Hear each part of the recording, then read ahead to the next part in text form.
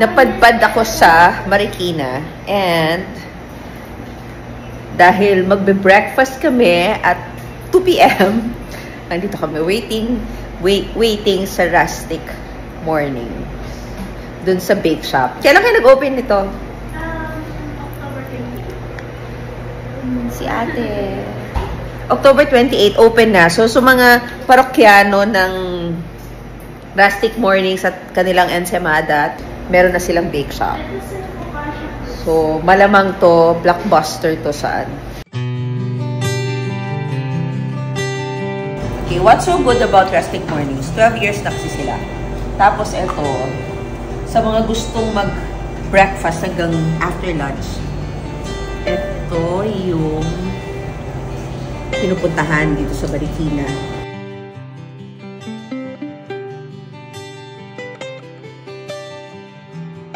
Bago pa nauso yung mga cafe, isa na to. Tapos mamaya makikita natin yung interior, so yung garden feel.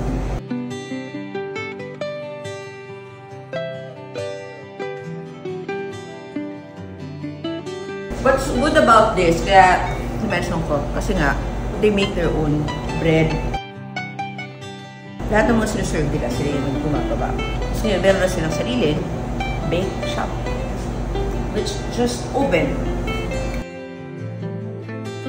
You will be confused pag pumasok ka dito kasi ang dami niya. So ngayon, they make it easier for the first timer kung ano yung bibilhin. So ito na tikman ko na kasi to, but I'm going to get again lemon. Oh, bigot niya ako. Lahat ng mga products nila naka-taste test dito. Para you can easily decide kung ano yung gusto mo. In my case, ang sarap lahat. So, kinuha ko lahat.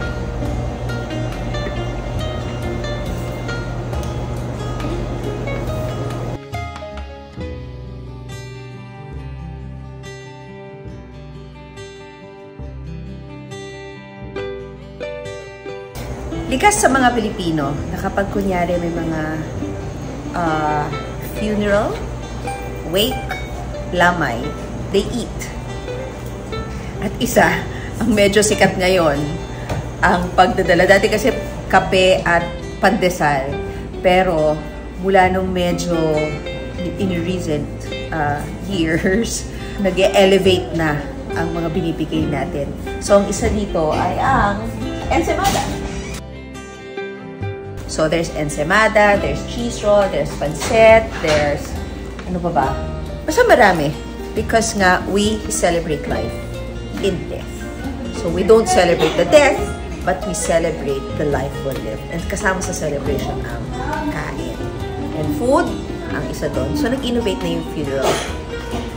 Ano na, hindi na lang siya pandesal at kape, ensemada na siya. Ako po, si Angel Hazel with wings.